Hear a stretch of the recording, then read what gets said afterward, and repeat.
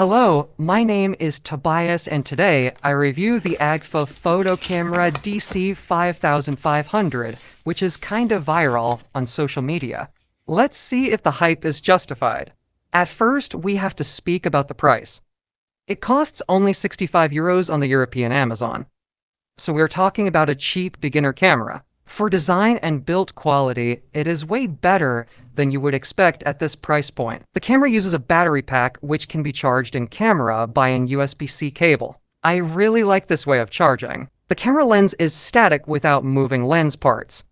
Therefore, the camera has only a digital zoom. I also don't like the zoom buttons on the back, but this is my personal preference. The camera has a few creative modes, but compared to other cameras, not too many. I were also surprised by the factory settings of the camera. You should adjust them immediately to not lose on image quality. The camera has a few standard features like anti-shake or face detect, but overall it has no special or amazing features. First, starting the flash also needs a lot of time to load. When it is loaded, you can use it quicker.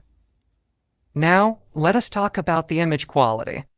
The Agfa Photo DC5500 has 24 megapixels. I added some unedited sample images.